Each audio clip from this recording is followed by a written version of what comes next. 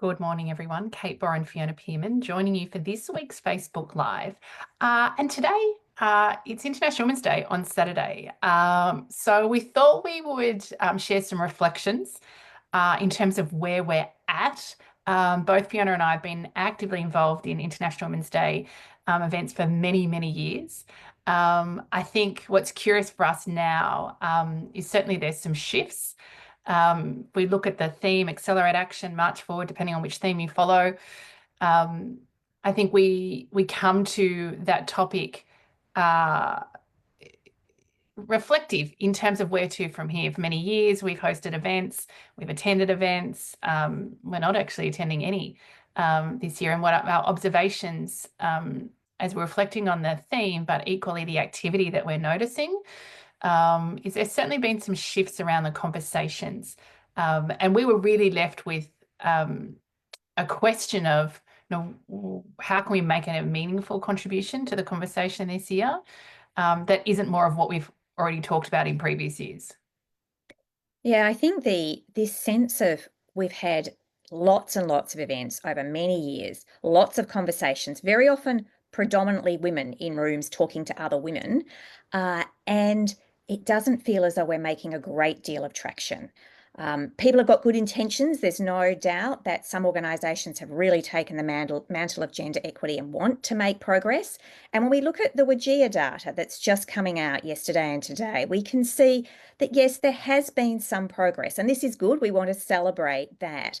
However, we've still got a long way to go. If the overall, gender pay gap across organisations is still at 28,000, that's still a big gap. A lot of work still to be done.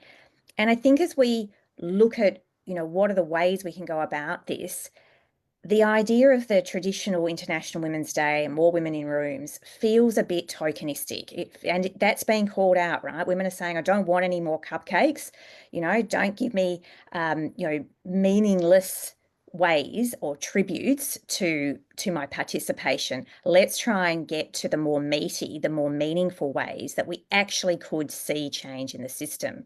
And I think as we started thinking about that and some of the conversations we've been in with leaders over the last 12 months, it really starts to look as though there is an important and big role for men in the conversation. Yeah, I think, our work, our programs where we support individual women to empower them to raise their awareness, to help them to have the courage to make decisions, to make those decisions for themselves, and by virtue of that shift, drive change from a bottom-up approach. And by doing that, inspire other people, advocate, support other women in the system. We really advocate for systemic change driven by women in the system.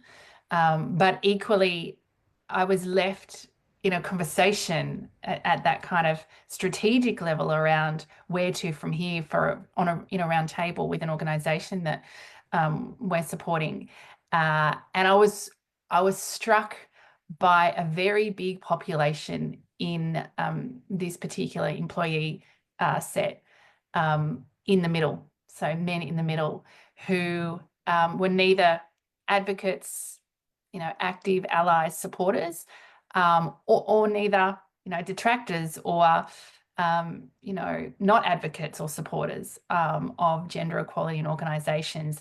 And I was curious with the opportunity to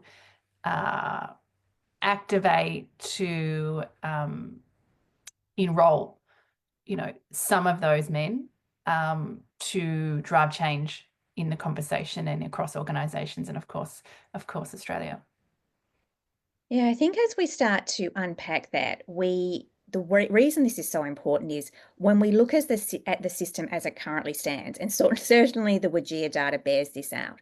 When we look at who has the most power in the current system, where that resides, where it sits, who is actually influencing, who can do things differently, all of these things are really, really potent, and it is still very much men in those most senior positions who are driving and effective change. if we're going to have change. So enrolling them, engaging them is important. Now, we need senior men to value and appreciate this. And I think quite a few senior men are on board now. But to your point, Kate, we then need to provide permission and ways for men to get involved, men in the middle, to have more interest and have more, I think, activity, ways in which that they can actually support. We know that there's lots of reasons why men are perhaps sitting back. It cannot feel easy or safe, or I don't even know what to do. So there's perspectives on why this is taking a long time and why we're finding it tricky. But I think the important piece here is that we start to have good conversations and we start to involve and to bring people into being willing to talk about this. I mean, we're both trained systemic practitioners, and what that means is we're not interested in making one part of the system wrong or excluding or trying to tell them what they've done wrong over the past or trying to ascribe blame or judgment. What we're interested in is how do we engage the different parts of the system? How do we bring them in so that we can talk about what's standing in the way, the real underlying reasons, the things that are currently not seen necessarily, not spoken about, and potentially even unknown until we give people space and time to look at it. And I think that's the opportunity here. And we see this when we have both groups of men by themselves or groups of women by themselves. We much more quickly get to some of those underlying societal and cultural reasons for why we have such a difference in terms of gender equity, or why it's been so hard to reach gender equity. Yeah, and so it's for that reason that over the next couple of weeks we're going to be digging into allyship and talking a little bit more about systemic awareness and really focusing on how do we resource men and organisations, leaders, to be able to empower, to activate male allies in the system, and very much focused on active allyship versus passive allyship. I think as I was reflecting on that big population set, there will be men in that population who are supporters, who maybe want things to be different and can see some of the challenges but don't do anything about it. And there'll be men who are actively, doing things, saying things, facilitating conversations to drive change.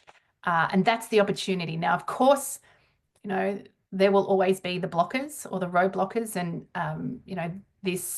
a conversation around allyship will bring more of those out. But I think at least then when you can see what you're dealing with, that one of the biggest challenges is, this force in a system that is silent but still has an impact.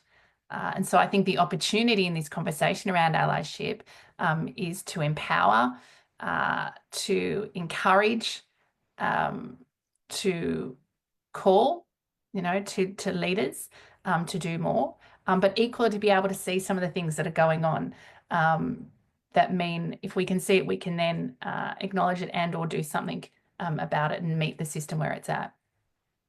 Yeah, I love the opportunity that exists here. I mean, we know that in order to provide allyship, for any marginalised or underrepresented group, it means acting on behalf of people a group that you're not part of. And so thinking about what that means, and that means getting a little bit into other people's shoes, actually taking a step in and seeing what even though your perception may be one thing, but actually listening and hearing what theirs is. And I think what we know when we talk about this passive or active allyship is active allyship means I'm willing to take action. I'm willing to do something differently. I'm actually intentionally going to step into something that may feel a bit clunky at first or uncomfortable, and I know that it's the best thing to do overall for myself, for the system, versus passive allyship. And that's the thing where I know it's a good idea. I think it's good and it's worthwhile, but that's really someone else's, job, or I'm going to leave that to someone else rather than getting involved myself. And I think understanding that as a base point is a good place to start the questions and to think about what we might want to do differently. We're going to leave it there. If you've enjoyed today's confidence conversation and someone in your network who'd benefit from the conversation. We, of course, would love for you to share it with them. And of course, we'd love to hear your perspectives on what is a very interesting conversation. If you'd like to hear more of our confidence conversations, head over to our YouTube channel. Lots of videos over there in various playlists for you to dig into and hear more about our work, and also clients who have been through our Access Confidence program and who share their reflections and the impact of our work. And if and when you're ready to go deeper with your relationship with core confidence, visit our website, coreconfidence.com.au.